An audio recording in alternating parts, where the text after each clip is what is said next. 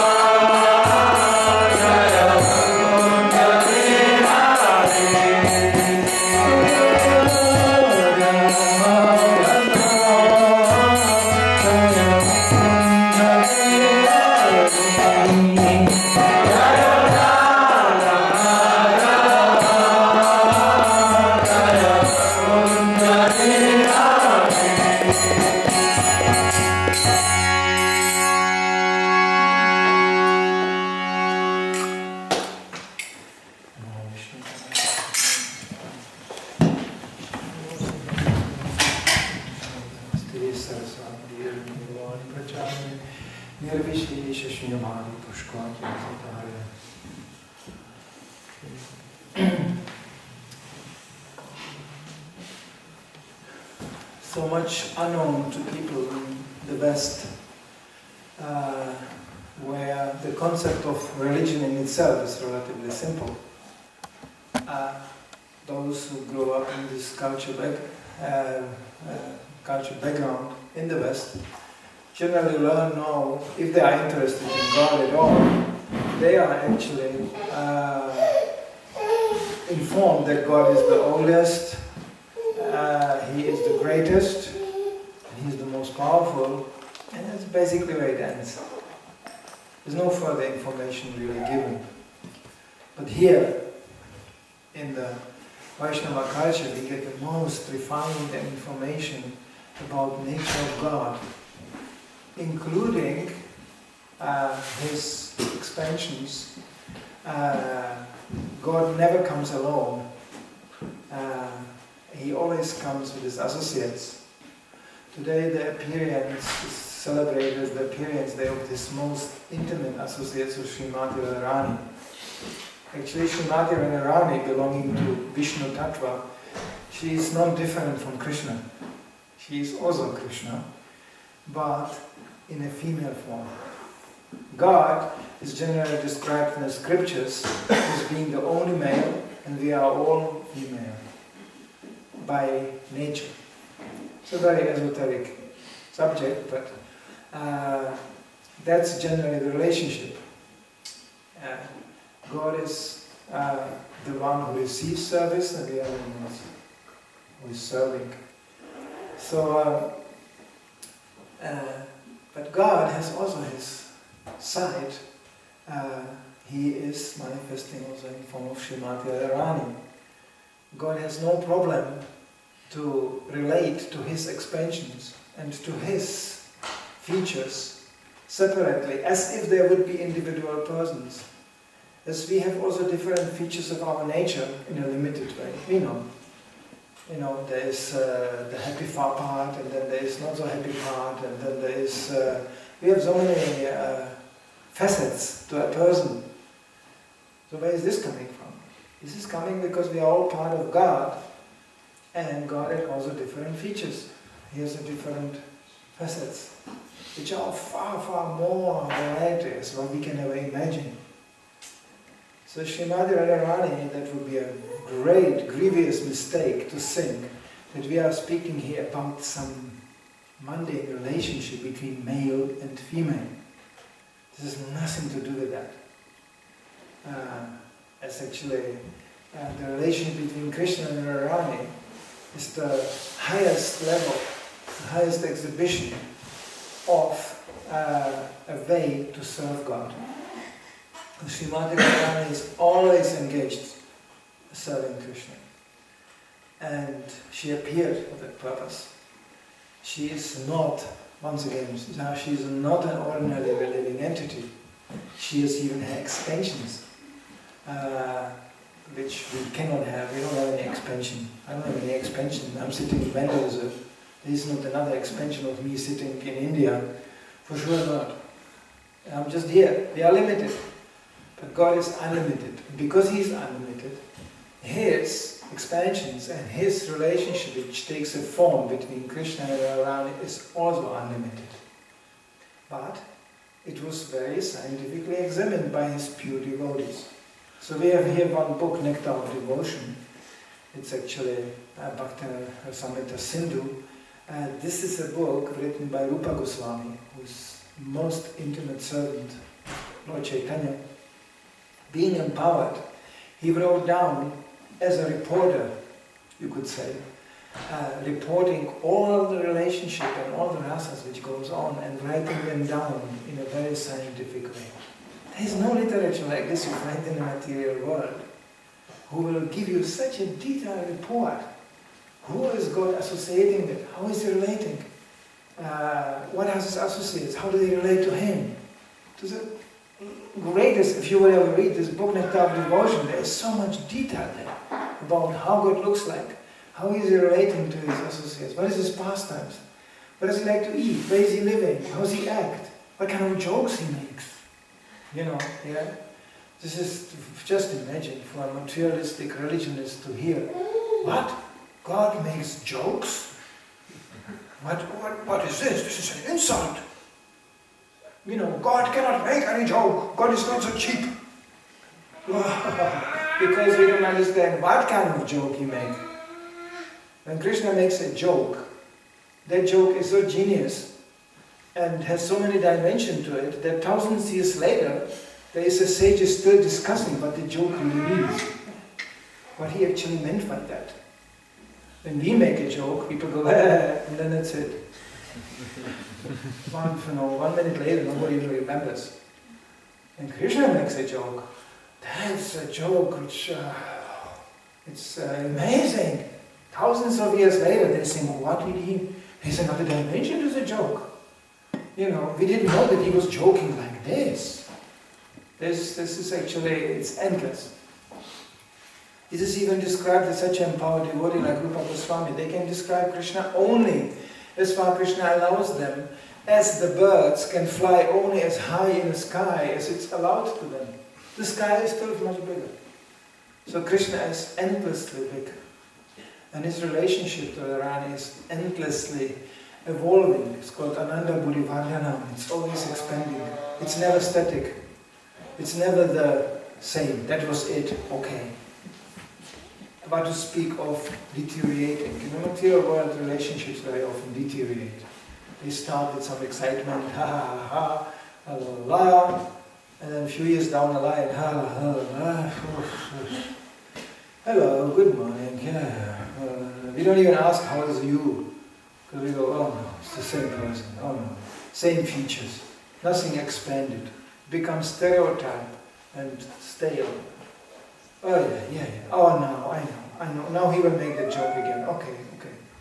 You know, I heard that joke 15,000 times. Now he will, and he will respond like this, and oh no, now she comes again, and you know, now oh no, now she will say this. I know that. Yes. You know, I know this. You know, it's become leader. These old relationships are like that. You know, it's just it's so predictable and it's so stale, and everything was already said, and there's nothing new coming. And then it's just the body's growing old. You know, and you are mutually watching defeat, you know, of the material nature. Yeah, oh no, now, oh boy, I'm getting old. Yeah, you too, yeah. How old? I don't know, I think my tooth is falling out. You know, yeah, my tooth fell just yesterday out. Oh, great news. You know, and this is what it means to live in the material world. It's just defeat. It's just down. Spiritual relationships are up. It's ever, Ananda Buddhivardhana means ever expanding. When a level of ecstasy is reached, that level stimulates further ecstasy. And that level, we cannot even imagine. Our imagination cannot reach that far. We think how happy they are in the spiritual world. Are they happy like that? Or even more? Because we have no experience of this. We have experience only of depression and diminution. In the spiritual world, it's ever expanding. So glimpses of that we can get when we study the nature of these relationships. Once again, we should always understand we are just observers. To be a grievous mistake to consider oneself already to be a participant. We are not participants, we are observers.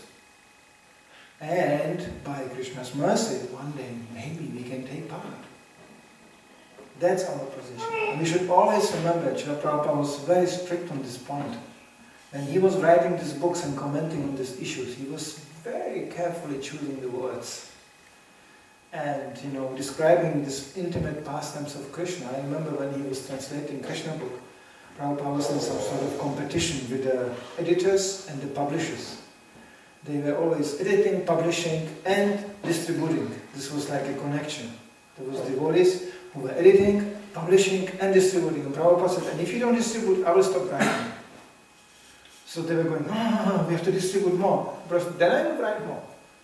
And then sometimes Prabhupada was ahead, and he said, look, I already translated so much, I wrote so much, you are not publishing, you are not distributing, so I will stop now.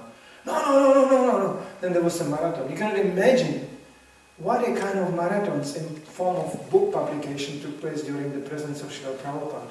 Specifically, the Chaitanya Charitamrita. It was unbelievable in what a time this big volumes, this big book got published. There's no record in human history of this. including illustrations. There was one devotee flying India, making photos. When he came back, it was already, edited. And there was paintings. Devotees were doing something which I think it must have been incredible austerity.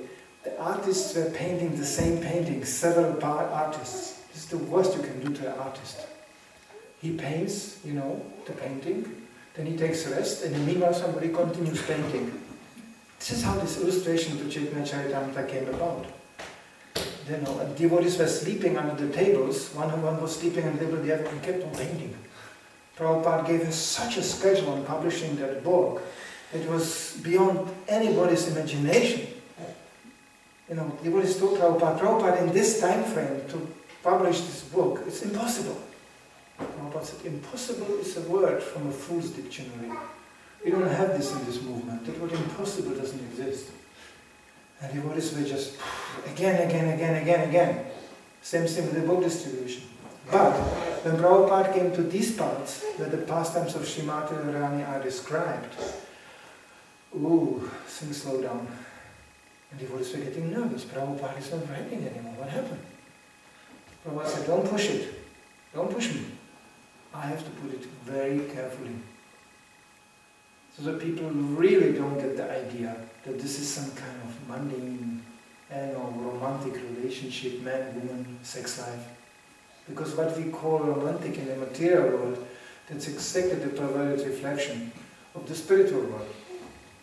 We are living in a perverted reflection, 180 degrees around. So Prabhupada was very keen to get the right point, that if you want to come to the origin out of that reflection, then you have to first become Krishna conscious. It's like, Prabhupada commented on this picture, this is cowherd boys taking, needle prasadam with Krishna. Simple. Prabhupada said, these are not normal cowherd boys. This is great sages and yogis who perform thousands of lifetimes, severe austerities, so they can finally get qualified to associate with Krishna in this way. So sometimes people perceive Krishna consciousness as something kind of childish. They are singing, they are dancing, now they are eating, Krishna is nice. It's like a little bit like a kindergarten, nice. Nice. I know that people perceive us like this, but then they get shocked. Where's this philosophy coming from? When devotees start to speak, where is this? Because you don't see normal philosopher dancing and smiling. I mean, you go to university where people study philosophy, you don't see somebody singing and dancing and smiling even. Smiling is not allowed amongst philosophers. This classical picture of philosophers, Greek philosophers, big beard and all the hair fell out due to speculation. It was in a Renaissance, it was established this picture of a scientist, the first prototype of a scientist. It's a man of deep thought, long beard. I don't know why they all have a beard like this. It's such a nasty thing to have a beard, it hangs in your food and it's all the time, and it's just like, but that was like, intellectual means beard, you have to have a beard. And then the picture was, this intellectual was, one had, I studied art a little bit, so there was always this classical painting, the man of deep thought, one hand was resting on the globus, the world, what is the future of the world? And then the other hand was resting on a skull, yes. Be or not to be, we are dying. Very pathetic.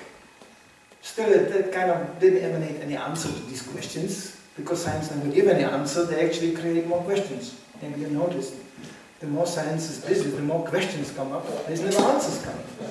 The mystery of science, it's greater and greater, we look through the telescopes. But we are searching. Please give us more money because we have to search more, Thank you very much. And then they look in the microscope, it's also endless. So this is our position, we are confused. So this confusion should not, avoid this confusion. These books were published by Rupa Goswami to precisely describe how Krishna relates to Radharani how is Radharani relating to Krishna? At least some hint we can get. We should always remember we are observers. We are not participants. Because participant means sahajya. Observer means actually, who thinks he's a participant means sahajya. He thinks he's there, but he's not. It's like, you think, you can say anything. You can think, I'm doing this, yeah. But it's just a dream. You don't do that really, you just think. So spiritual life is not just a mental imagination. It's a reality. And that reality is described in these books. The nature of Radharani is described. How Krishna met Radharani first time. What their relationship is. We had that today in the morning with the discussion, so please forgive me if I repeat certain things because this is important to know. Like example, it is not up to us to judge or even have an opinion about Krishna relating to Radharani or Radharani relating to Krishna. But up to us, we can follow. And the follow comes that we understand the mood of Radharani. We understand what her nature is. And the top quality for us to understand about Radharani is that she's the embodiment of Krishna's compassion. Therefore, like in Vrindavan, the devotees are more relating to Radharani because they know without her, being introduced by her, I have no chance to be introduced to Krishna. So therefore they chant Radhe Radhe, and not Hare Krishna. They go Radhe Radhe. Because they know without Radharani, I cannot be introduced to Krishna. Krishna will not accept anybody's service who is not pleasing Radharani. She is like the receptionist. You cannot pass the receptionist and just accommodate yourself in a hotel. It's not possible. So you need that permission. So therefore it's very essential actually for devotees to pray like this. We are praying for the mercy. Without mercy, no amount of knowledge, no amount of austerities, or some attempt we conduct on our own can bear any effect. And we always ultimately has to be the element of mercy. So Radharani is the one who will introduce us to Krishna he's nice, he's trying. Then Krishna immediately accepts. Krishna unconditionally accepts what Radharani recommends. He's never questioning her opinion. They never have an argument like this. Krishna is actually, it's also highly esoteric. For material religion it's very difficult to understand. God, the supreme controller, likes to be controlled. This is something which is so difficult to understand. We were raised in the mood that God is the supreme controller. He gives the bread, and we should pray, give us our daily bread. No, in Krishna consciousness is opposite. We are giving bread to Krishna. Of course, yes, Prabhupada said, we are sharing the mood of Mother Yashoda. We are worried, Krishna is hungry, we have to give him something. This is so, even for material religion, it's very upsetting. What? That means you think you are high as God, He needs you? No, of course He doesn't need me. But He likes that. He likes that. It's like, we know it from material platform, male and female. There has to be a separation so there can be a reunion. Things have to go bad so they can get better. It's all the time going on. But in the material world, of course, it takes pretty ghastly forms. But the relationship is there. This is all coming from the original relationship in the spiritual world. So the Radharani, she's entirely absorbed in Krishna's service, but she serves him by sometimes teasing him. That's what this teasing is, and Krishna likes that. He just likes to be teased. She is sometimes commanding him. This is all out of pure love, of course. But, we find it in the material world. You don't have to go that far. Those they get into, like any grihastha, any family man can confirm that. The women can be very commanding, but it doesn't mean it's actually evilly, done out of evil spirit. They kind of enjoy that. What's used to get married if you can command the man a little bit around? Something has to be there, something. And the men sometimes, they do like that. They do like that sometimes. Not too much, not too much. But sometimes it's like, yes, I surrender. And she goes, and the funniest thing in the material world is never finds a state of perfection. And she goes, oh no, now he's just a potato, he's surrendering, he's just mush. So in the spiritual world, this it's never perfect. The material world is always, we always end up as losers. In the spiritual world, this is enhancing the ecstasy. Krishna is appearing, Radharani is looking for him. Radharani is appearing, Krishna is looking for him. It's all the time like this. And Radharani is known for being absolutely loyal to Krishna, but in a teasing way. And then there's another wing. Krishna has many, this is all great sages in a female form. You should never forget this. This is great yogis who got this, who simply have that form of female because that's how Krishna wants it. People say, but why Krishna wants to, why doesn't he enjoy other Krishnas or something like that? Why doesn't he have to have a nice girls like this? Why? Because he likes that. And these sages, they take these forms of female just to associate with him, please him in this way. Because that's how the rasa is facilitated. That's how the rasa means relationship. Prabhupada said the word love is not very accurate. Actually, the real word for love is rasa. And rasa means active relationship. Love is like, in the material world, they go, I love you. Yeah, great. I love you too. So then what? Well, I love you. Well, I love you too. So what? So what? I love you. So what shall we do now? I don't know. But I love you. That's pretty boring, very quick. Because the real thing is a relationship. Doing things together. Doing things. I just heard the statistics. The most lasting marriages are those who were actually mostly challenged. Where the couples were exposed to such a hardship, they had to overcome the hardship together. That sparked actually the real relationship. They make an interview with people who are 50 years married, 60 years married. They say, how did you make it? Especially nowadays, it's a record.